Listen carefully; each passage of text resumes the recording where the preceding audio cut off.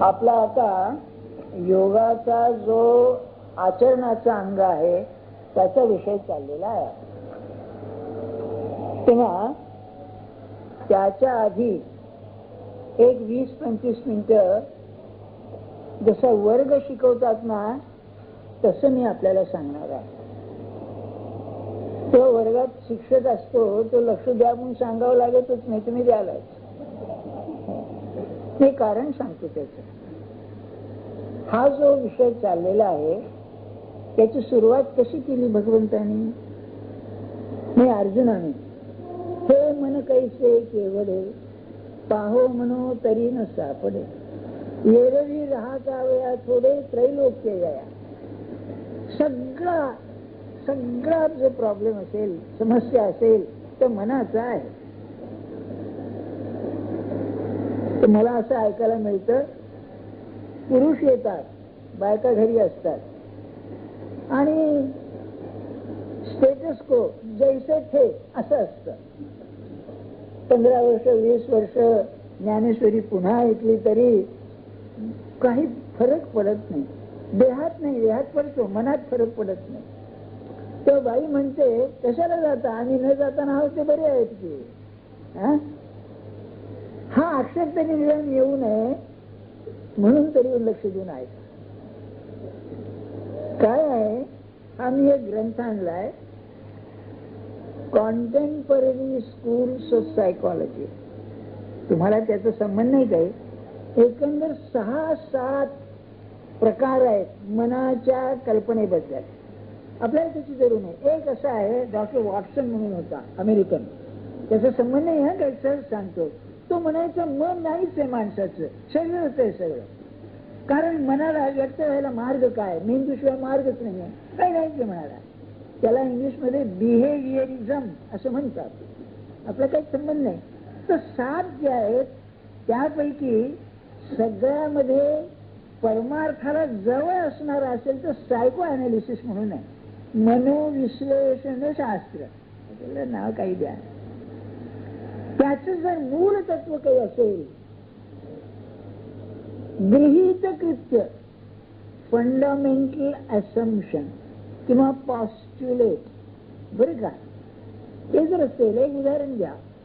तुम्ही जॉमेट्री शिकला असाल, भूमिती, त्याच्यामध्ये बिंदूची व्याख्या केलेली आहे. बिंदूला स्थान आहे, आकार नाही. A point has position but no magnitude, बरं का. अरे बिंदू काढायचा किती लहान काढला तरी त्याला आकार आहे ना, पण एक गृहीत कृत्यच आहे. हे धरून चालल्याशिवाय तुम्हाला पुढे जाताच येणार नाही. बरं, a line has length but no breath.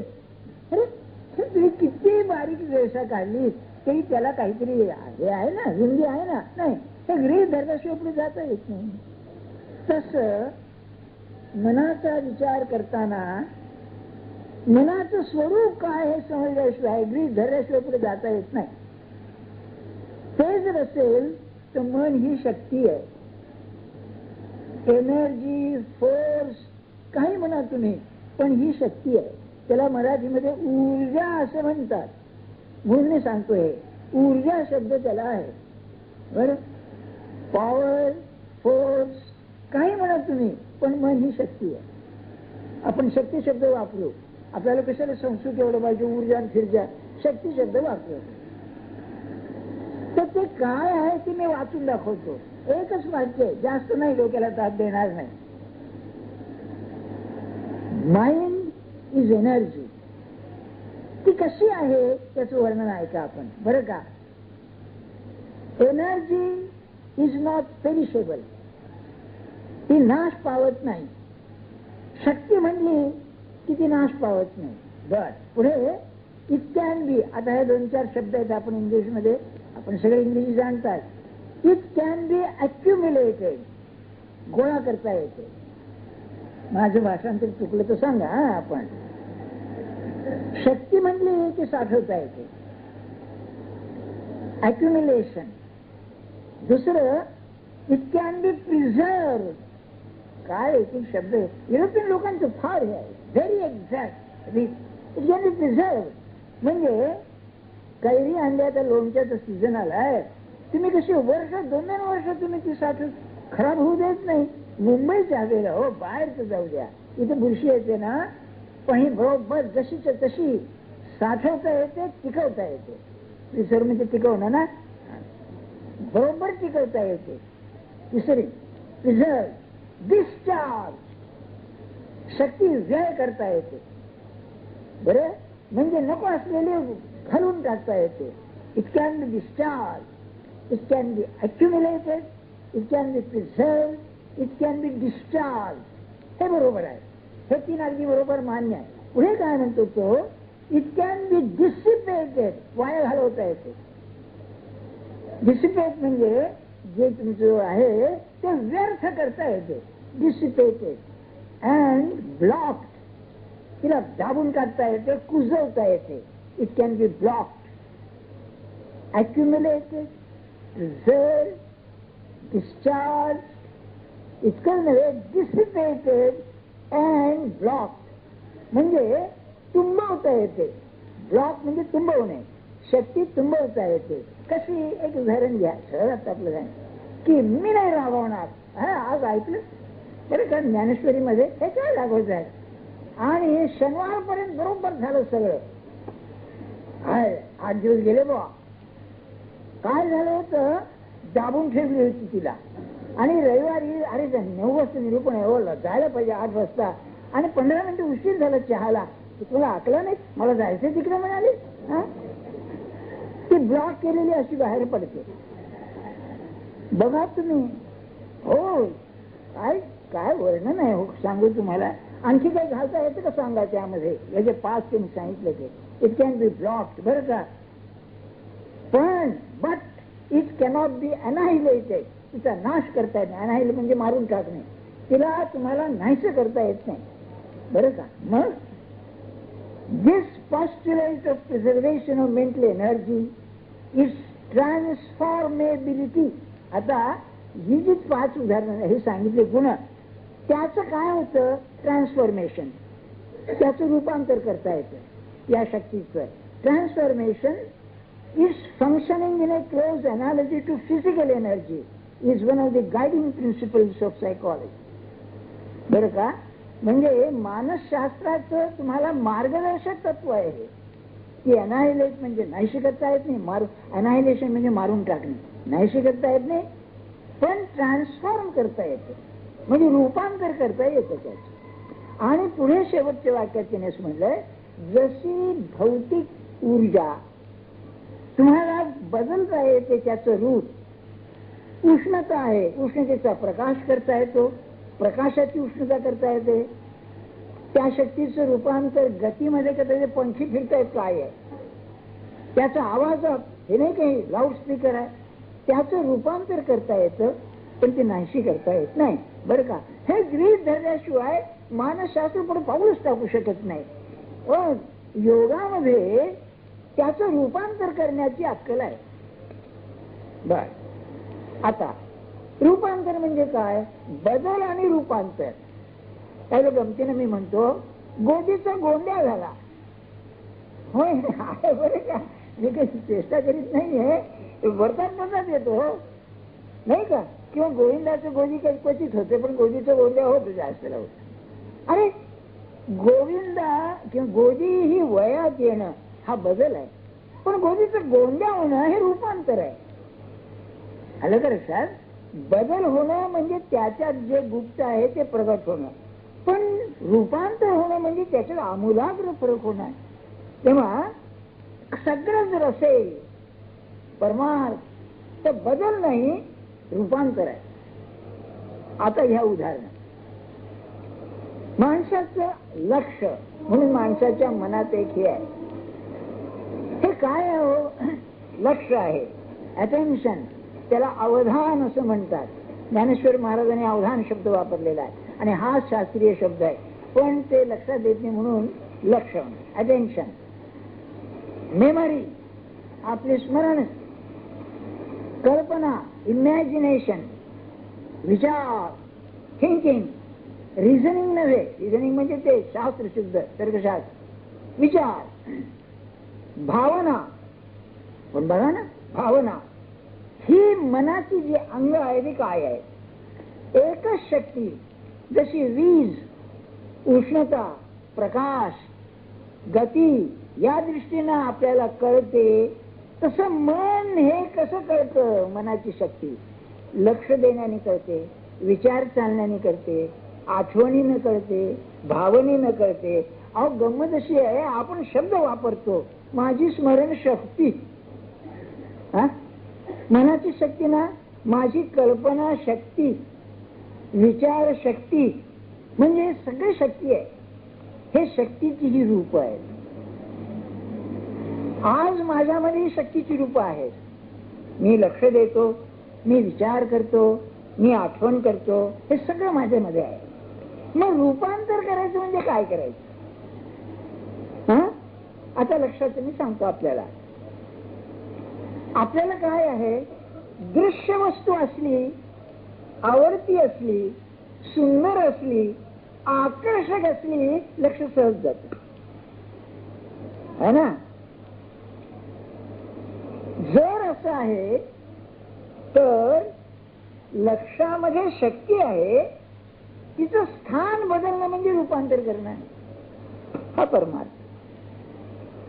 तुम्हा आम्हाला तरुण मुलगा आहे, लग्नाला मुलगी पाहिली, एक दाखवायला आणली, आणि सुंदर आहे मुलगी, चटपटीत आहे, स्मार्ट आहे. स्मार्ट शब्द चटपटीत पेक्षा लवकर कळेल बरं का. सगळं आहे. काय बोल, वा, काय लक्ष गेलं एकदम, नाही का. अरे जर तुझ्यामध्ये शक्ती आहे तर रूपांतर करणं म्हणजे काय? तर जे दृश्य आहे त्याच्यावरती लक्ष जे एकाग्र होतं, ते अदृश्यावरती करणं म्हणजे परमार्थ, हे रूपांतर. आणखी काय परमार्थ? अहो इतकंच नव्हे, त्या अदृश्यापर्यंत पोचण्याकरता दृश्याचा उपयोग करणं ही आणखी खूबी आहे. सुंदर ते ध्यान उभे विटेवरी, करकटावरी ठेवून या. तुम्हाला एक गमत सांगितलं, महाराजांची एक गोष्ट आहे, महाराजांनी सांगितलेली. एक ग्रस्त होता, एक वारकरी होता. तो काय म्हणायचा, मित्र त्याचा, अरे चल पंढरपूरला, काय विठोबा आहे. तो काय म्हणायचा, आमच्या गावात विठोबा आहे की तिथे काय आहे आणखी. अरे नाही म्हणाले, पंढरपूरचा विठोबा बघ. मेला त्याला एकदा, मेला आणि तू पंढर गेल्यावर तू काय नमस्कार करी ना. अरे काय, आमच्या गावाचा विठोबा जास्त सुंदर आहे म्हणाला. त्याला वारकऱ्याला जे सौंदर्य त्या मूर्तीमध्ये दिसलं ते याला दिसलं नाही. हे दिसणं म्हणजे परमार्थ आहे. दिस इज ट्रान्सफॉर्मेशन, रूपांतर. बर, मग कसं करता येईल? आणखी एक सहज उदाहरण घेतो. एका बाईला मूल झालं, जेव्हा नष्ट होतं, नाक बसलेलं होतं. पण बघा प्रेम कसं आहे, मुलगी जास्त बरी पडेल. उदाहरणाला लग्नाला आल्यानंतर ती नक्की मुलगी पाहायला कुणी आलं तर म्हणेल मुलीला नाक नाही असं म्हणेल. आई काय म्हणेल, अहो थोडं बस काय त्यात काय आहे म्हणून म्हणायला, जपानी आहे थोडस, आणखी काय म्हणेल. बघा तुम्ही कसं आहे, म्हणजे ट्रान्सफॉर्मेशन प्रेमाने कसं होतं ते बघा तुम्ही, नाही का. आणखी एक सांगू का उदाहरण, ते मी परवाच गोंधळच ऐकलं बघा. एक डॉक्टर आहेत, त्यांच्याकडे एक पेशंट आला, तो गोंधळच येणारा. तो म्हणा, डॉक्टर मी तुम्हाला पुष्कळ पाहिलं गोंधळ म्हणून मी आलोय. त्याला घशाचा कॅन्सर झाला होता आणि कठीण असतो, 15 दिवसांनी गेला असतो. तो आला आणि डॉक्टरना काय म्हणाला, डॉक्टर महाराजांची कृपा माझ्यावर झाली आहे, मला कॅन्सर झालाय. हे ट्रान्सफॉर्मेशन, रूपांतर. ऐकायला बरं आहे. ज्याला खरं असं वाटलं माझं पैशाचं नुकसान झालं, अरे काय कृपा केली महाराजांनी, गुरुनी, की माझं लोक सोडवण्याकरता हे केलं. एकुलता एक मुलगा आहे, भांडला आणि घर जाऊन निघाला, अरे काय कृपा झाली, माझं ते गुंतेलं सोडवलं. हे ट्रान्सफॉर्मेशन. कसं बघा, शास्त्र शुद्ध आहे सगळं, नाही का. मग स्मरणशक्ती, शक्तीच, तिचं रूपांतर करायचं म्हणजे काय करायचं बघा. मी सांगितलं विजेचं रूपांतर जसं या गतीमध्ये केलेलं आहे, तसं मला आठवणी नको ते किती आहेत. जर असं पाहिलं ना, स्मरणाचं गाठोडं किती भरलेलं आहे. आमच्यासारखे तर काही विचारू नका, नाही का. हे वाचलं ते वाचलं, हे ऐकलं ते ऐकलेलं, आपले ते दृष्टांत बरं नाही, माझाच मला येतो. मॅन होल असतं रस्त्यावर, मॅन होल म्हणजे गटार असतं बघा, खोल असतं फार ते, त्यात मनुष्य पडला तर मरायचं, त्यात वर यायचं नाही. ते लोक साफ करायला उतरतात ना, दोऱ्या सोडतात आतमध्ये, बरं का. तसं आमचं मॅन होल आहे सगळं. तर जरूर आहे तुमच्या व्यवहाराला, परमार्थाला तुमचा एक लहानपणी केव्हा अपमान झाला असेल, झाला असेल, ते आज ते जरूर आहे का त्याचा, पण ते बरोबर आहे तिथे. आणि याचा अनुभव तुम्हाला सगळ्यांना जप करायला बसल्यावर नसत्यात आठवणी डोक्यात येतात. त्या नाहीशा करणं म्हणजे परमार्थ, ट्रान्सफॉर्मेशन. बरं, त्याचं कसं करायचं रूपांतर? तर ज्या गोष्टी बेकार आहेत, काही फालतू आहेत, जरूर नाही त्याची, त्या सगळ्या नाहीशा करून ती शक्तीच आहे ना व्यक्त होणारी, त्याच्या भगवंताकडे, त्याच्या लीलेकडे लक्ष देणं म्हणजे रूपांतर. दुसरं काय असतं आणखी? बघा कसं आहे ते शास्त्रशुद्ध विचार. विचाराच्या रूपांतरात दोन प्रकार आहेत. एक प्रकार असा की मला विचार केल्याशिवाय चैनच पडत नाही. आपल्याला मी एकदा सांगितलंय पतंजलीचं सूत्र, योगाचं आहे ना, अध्यात्म केव्हा साधतं, त्याचं फार अप्रतिम सूत्र आहे. निर्विचार वैशारद्ये, आपल्याला सांगितलं मी सूत्र आहे, निर्विचार वैशारद्ये अध्यात्म प्रसाद. अध्यात्माचा प्रसाद केव्हा होतो? निर्विचारामध्ये तो निपुण झाला. विशारद या डिग्री असते किंवा ती परीक्षा असते, विशारद पास झालाय म्हणून. तर विशारद म्हणजे निपुण असा अर्थ आहे. तर निपुण होणं म्हणजे विचार नाहीस करण्यामध्ये निपुण झाला. बर, माइंड व्हेकंट, रिकाम मन. अरे काय असेल माणसाची अवस्था. मग झोपेमध्ये सुद्धा लेखाचं गाढ झोपेमध्ये बडबडतो म्हणजे विचार चालतो. बघा तुम्ही, आपण बडबडतो म्हणजे मेंदूचा विचार चालतो बरं का गाढ झोपेमध्ये. तुम्हाला माहिती आहे ना, ते नाना फडणवीसांनी एक टेस्ट केली ती, एक बहुभाषी आला, कोणती भाषा इतका अप्रतिम बोलायचा. अलीकडे सुद्धा 8-10 विनोबाला 8-10 त्या रानड्यांना 10-12 भाषा होत्या. आता हा कोणच्या मातृभाषा? तर त्यांनी काय केलं, तो नेकाचा निजला होता, त्याच्या तोंडावर पाणी मारलं, करून उठला. अरे हा गुजराती आहे नेकाचा. बघा, म्हणजे गाढ झोपेत सुद्धा भाषा आहे. तसं आपलं काय झालं पाहिजे रूपांतर, गाढ झोपेत पाणी मारल्यावर राम राम करीत उठला पाहिजे. नाही का? बघा तुम्ही. अरे काय मी सांगितलं ना, वर्ग मी शिकवीत असं शिकवतोय, तुम्हाला शिकवण्याचा हेतू नाही, पण एक बदलणं म्हणजे काय आहे. तर पहिली प्रकारचा माझा विचार इकडचा बदलून तिकडे लावणं. विचार शक्ती जी आहे ती आज व्यवहारात जी गुंतलेली आहे ती संपूर्ण भगवंताकडे. पण ही अलीकडची अवस्था आहे. विचाराला मर्यादा आहे. हो, तुम्ही किती विचार कराल, एक मेंदूची मर्यादा. विचार थकतो माणसाचा, आणि म्हातारपणी तर ते आणखीच काहीतरी होतं बघा. लवकर सुचत नाही माणसाला. मेमरी म्हणजे स्मृतीचं सुद्धा असं होतं. अहो काय झालं, एकदा मला गोडे जिरे पाहिजे होते, तर मला ते जिऱ्याचं नावच आठवे ना. तर म्हणलं बा आता परवा रविवारी असं झालं तर काय करायचं. माणसाची तर नावं आठवतच नाहीत. मग तो अगदी ओळख दाखवतो बोलतो. मग असं म्हणतो, जो आठवायचा कोण ग्रस्त आहे, काय बोलतोय, त्यावरून अंदाज काढायचा आहे. कळला. मग सून मुलगी होती, मुलगी सून होते, असं काहीतरी होऊन जाते. कळलं. नाही, तसं विचाराचं सोपं नाहीये, पण झालं तर फार अप्रतिम आहे. काही शास्त्रज्ञांना त्यांचे शोध स्वप्नामध्ये लागलेले आहेत. इतकं खोल गेलेलं ते बघा. म्हणून तुकाराम महाराजांचे गामंग आहे, जागृतीचा अनुभव नाही माझ्या स्वप्नी. त्यांना वाईट वाटले की जागेपणे मी युक्त देवाचं करतो, अजून स्वप्नात गेलं नाही, खोल गेलं नाहीये. ते काय ते विराट प्राज्ञान आणखीन तमके नावं आहेत, ती संस्कृती जाऊ द्या. तर हा एक प्रकार. आणि दुसरा प्रकार विचार थांबणं, जागेपणी थांबणं. झोपेत थांबणं जाऊ द्या, हो, जागेपणी विचार नाही. काय मी आपल्याला लोकमान्यांचं सांगितलं ना, मोठीच माणसं ही ते काय करायचे, जेवण झाल्यावर 15 मिनिटं निजायचे, तर उपरणं घेऊन निजायचे. ते जुनी माणसं उपरणं घेऊन निजायचे. डोक्यावरून उपरणं म्हणजे अगदी हलकं पातळ वस्त्र असतं, धोत्रासारखं, इतकं लांब नाही पण असं. तेव्हा त्यांच्या भाच्याने त्याने विचारले की दादा तुम्ही जेवण झाल्यावर काय करता? का रे म्हणाले, मी झोप घेतो. तुमचा अंगठा हालत असतो म्हणाले. बरं का, पायावर पाय घेतलेला अंगठा हालत असतो म्हणजे झोप नाही. झोपेत कोण अंगठा हलविलो नाही का? तेव्हा ते म्हणाले मला एक 10 मिनिटं झोप लागते, नंतर मी जागा असतो, माझं मन मी रिकामं करतो, व्हेकन करतो. व्हेकन शब्द वापरलाय त्यांनी. आणि पुढे म्हणाले हे आमचं टॉनिक आहे म्हणाले. हे एकदा झालं की मग 22 तास 24 तास मी काम करू शकतो. मनाला विश्रांती.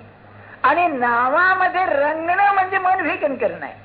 लक्षात ठेवा, आपण नामात रंगला म्हणजे नाम चालू राहील आणि याचं मन शांत स्वस्थ राहील. हे की नाही विद्यार्थ्यांनी तर अवश्य करावं. शक्तीच हटवू नये ना ते. इतर बोलणं चालणं हे करण्यापेक्षा तो 3 तासाचं काम 1 तासात करी, एवढी शक्ती त्याची वाढेल मन व्हेकन केलं तर. आपलं मन व्हेकन म्हणजे मेल्यावरच होतं की काय कोणाला ठाऊक नाही का? किती आहे सांगण्याचा हेतू काय? तर 2 तऱ्हा, एक निर्विचार होणं आणि एक विचार होणं, हे रूपांतर आहे.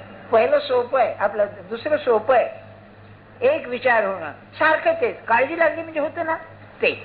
त्या रूपांतरामध्ये सुद्धा दोष आहे, कारण पुन्हा परत येणं शक्य आहे मन. पण ते निर्विचार झालं म्हणजे काय? त्याला समाधी म्हणायचं. सविकल्प समाधी जी आहे ती हीच की नाही. म्हणजे लक्षात ठेवा, दगडासारखी स्थिती नाही आहे ती. ती स्थिती अशी आहे अतिशय जिवंत आहे. आणि त्यात नाम सुरू झालं म्हणजे त्याला जिवंत नाम असं म्हणा तुम्ही. आपलं नाम म्हणजे आपल्यासारखं मृतवत आहे शिंच. काय माणसं आपण. तुम्ही तान्ह लहान मुलं पाहिलं ना, 1-1.5 वर्षाचं मूल ताण्यापेक्षा सुद्धा केव्हाही बघा कसं प्रसन्न असतं ते पोर. त्याच्या डोळ्याला डोळा दिला तर तुमच्याकडे स्वच्छ पाहत ते, तर विचारच नाही ना. पण ते बालपणाचं आहे, मेंदू वाढलेला नाही त्याच्यात. तरुणपणी असं झालं म्हणजे काय? त्याला नाहीच विचार काही दुसरा. बरं का, सांगण्याचा हेतू काय? याला ट्रान्सफॉर्मेशन असं म्हणतात. तर मन आणि मनाची अंग यांचं रूपांतर करणं म्हणजे योग साधन आहे. हा विषय इथपर्यंत झाला. याला उपाय काय? पहिला जो उपाय असेल तर सत्संग आहे. बरं का, शिक्षण खरं उत्तम आहे. एज्युकेशन ज्याला म्हणतात. एज्युकेशन शब्दाचा अर्थ फार छान आहे. इडक्ट, त्या शब्दापासून मूळ धातू इडक्ट आहे. इडक्ट म्हणजे आत जे आहे ते बाहेर काढणं. आणि प्लेटोने याचा अर्थ असा केला आहे 3000 वर्षापूर्वी की आपल्या अंतर्यामी जे आत्मतत्व आहे त्या आत्मतत्वाला बाहेर काढणं म्हणजे एज्युकेशन. आणि याला अनुसरून विवेकानंदांची व्याख्या आहे की आपल्या आत्मस्मरणाचं जे आत्म्याचं विस्मरण झालेलं आहे ते विस्मरण होऊन विकास होईल, ही जी पद्धती शिक्षण एज्युकेशन. अलीकडचं जाऊ द्यावं ते निराळ्याचं आहे. शिक्षणाचे प्रकार आहेत. एका पोलीस इन्स्पेक्टरने आम्हाला सांगितलं, काय झालं, एक डॉक्टर होते, त्यांची फाउंटन पेन हरवली, पार्कर फाउंटन पेन हरवली. त्यांनी विचारलं कुठे गेली? तर म्हणाले की मी ते दादरला बसले, माहीम पर्यंत होती, पण खारला मी पाहिलं तर गायब झाली. म्हणजे माहीम टू खार एवढ्या ह्याच्यात गेली. बरं म्हणाले. त्यांना माहिती असतात ते लोक. त्यांनी 2-3 दिवस ते बरोबर ते लोक धरले, खिसा पाकिट मारणारे, आणि ती फाउंटेन हीच ना तुमची घ्या म्हणाले. बरं का, त्याला ज्याला त्यांनी ते धरला आणि पेन मिळाली, काय म्हणाला तो? म्हणाला मला शिकवलेलं आहे म्हणलं हे कसं करायचं. तेव्हा शिक्षणाचे प्रकार असतात. बरं का, हे ध्यानात ठेवा पाहिजे. बरं का, सगळे प्रकार. बाईला स्वयंपाक करायचं शिकावं लागतं नाही का? पण किती इतकं नव्हे, भांड्याला सुद्धा शिकावं लागतं. नाही तर सुचत नाही. खरं सांगतो तुम्हाला मी. उत्तराला उत्तर कसं द्यावं त्या क्षमा करा, त्या बाबतीत पुरुषापेक्षा बायका जास्त हुशार असतात असं म्हणतात. तुम्हाला अनुभव काय? सगळ्या लग्न झालेल्या माणसाला असतो. असं काय करता? आणि तुमचं लग्न झालं, लग्न करून पहा म्हणजे अनुभव येईल तुम्हाला. सांगण्याचा हेतू काय तुम्हाला? तर याचे जे प्रकार आहेत शिकण्याचे ते कोणते? सत्संग. ज्याच्या जवळ ते आहे त्याचा सहवास केला की बरोबर येतं. बरं, म्हणजे आणखी एक उदाहरण घेतो रूपांतराचं. आपल्याला नेहमी बघा भविष्याचा विचार केल्याशिवाय आपण राहू शकत नाही. हे काय आहे, तत्वज्ञानाशी निकट संबंधित आहे म्हणून सांगतो. कितीही मोठा श्रीमंत असू दे, विद्वान असू दे, कलावंत असू दे, भविष्याचा विचार आल्याशिवाय राहत नाही. बरं, जर भविष्याचा विचार येतो तर भविष्याच्या विचाराच्या मागे काळजी असते. त्याला इंग्लिशमध्ये अँझायटी म्हणतात. केअर नव्हे, अँझायटी. आणि हा अँझायटी हा रोग आहे, अँझायटी न्यूरोसिस. तो या काळामध्ये अतिशय आहे. विद्यार्थी असू दे, परीक्षेला काय होते बा कळलं. अरे किती पण तो लहान असताना रिझर्वेशन केलं तरी गाडीत जागा मिळते का नाही ना, आता तर काही विचारू नका, ती वेळेवर येते का नाही, तुम्हाला घेते का नाही. कोणची जीवनाची बाजू अशी आहे की तिच्यात काळजी नाही, काही नाही ना. मी सांगितलं ना, एक महाराज उदाहरण सांगायचे. एक ग्रस्त होते, सगळं उत्तम होतं सगळं. तेव्हा म्हणाले तुम्हाला काळजीच काय सांगू. म्हणाले मी मेल्यानंतर माझा मुलगा पैसे कसे सांभाळेल याची मला काळजी आहे. काय बघा, माणसाचं मन आहे, विलक्षण आहे नाही का. काळजीचा तराही आहे नाही. याचं ट्रान्सफॉर्मेशन म्हणजे काय, रूपांतर म्हणजे काय नाही का. ती दोन अंग विचाराचे सांगितले ना.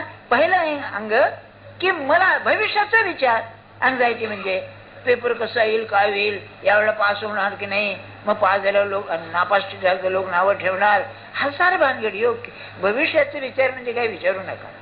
बरं, तेव्हा मग काळजीचं रूपांतर करणं म्हणजे मला परमात्मा या जन्मात भेटेल का नाही ही काळजीच आहे ना. आणि पुढे आहे, भगवंताला प्रश्न विचारलाय अर्जुनानं की भगवंता, अरे या योगाचा अभ्यास करता करता जर मध्येच तो न भेटता मी मेलो तर पुढे काय व्हायचं. भगवंतानी आश्वासन दिलंय की जो या मार्गात आहे त्याचं अकल्याण कधी होणार नाही. मागची पुढे चालू, मागील अंकावरून पुढे चालू, पुनर्जन्माचं आहे भगवंतानी सांगितलेलं आहे. बरं, आणि पुढे विषय वाढवून म्हणाले, परमात्मा म्हणाले की अरे असं अनेक जन्म करीत आल्यानंतर तो जन्मतःच अर्धा सिद्ध होऊन येतो. त्याच्या तोंडून सारस्वत म्हणजे सरस्वती व्हायला लागते. स्वतःच चरित्र सांगितलं ज्ञानेश्वर महाराजांनी. बरं का, तैसी दशेची वाट न पाहता, दशा म्हणजे परिपक्व होणं, मॅच्युरिटी, वयात येणं, वयाची हे न वास न पाहता, वयसेची या गावा न येता बाळपणीच सर्वज्ञता वरी तयाचे. काय असेल बघा नाही का. म्हणजे पूर्वजन्मीचं सुकृतच असं. तुकाराम महाराज म्हणाले ना, मागा बहुता जन्मी हेच करीता आलो आम्ही. आपल्यालाही लागू आहे, आम्ही प्रपंच करीत आलो, ते भक्ती करीत आले. फरक एवढाच आहे नाही का. काही अट्टल चोर असतात ना, ते काही या जन्मात तयार होत नाहीत, मागून झालेले असतात. हो, तुम्हाला बालगंधर्वाची गोष्ट माहिती आहे ना. मी सांगितलं ना आपल्याला, ते हे गायले, भीमपलास गायले, तेव्हा आलादिया म्हणाले अरे ऐसा मिठा कोण गाता. आलादियाने म्हणणं म्हणजे तो बघा सम्राट, गायन सम्राट, त्याने बक्षीस दिलं. तर ते लहान होते, 5-6 वर्षाचा मुलगा, सांगलीला असत. त्यांचे वडील वारले होते, आईवर जबाबदारी. तेव्हा लोकमान्य गेले असताना हा फार श्लोक चांगले म्हणतो म्हणून त्याला मनाचे श्लोक म्हणायला सांगितलं. ते पोरग म्हणलं. तेव्हा त्यांनी काय सांगितलं आईला, याला तुम्ही गाणं शिकवा, दुसरं काही शिकवू नका. आणि पुढे केसरीमध्ये त्यांचा उल्लेख केला, आमचा बालगंधर्व म्हणून. तेव्हापासून बालगंधर्व. पण हे मर्म कसं ओळखलं. तुम्हाला वाटतं एका जन्माचं आहे. आपण रडलो तरी हा रडला तर गाणं गाईल, आपण गाणं गायलं तर रडू आपण, अशी स्थिती आहे नाही का. काही वेळेला रेडिओवरती गातात, असं वाटतं हा लेखाचं कशाला गाणं शिकलाय कोणाला.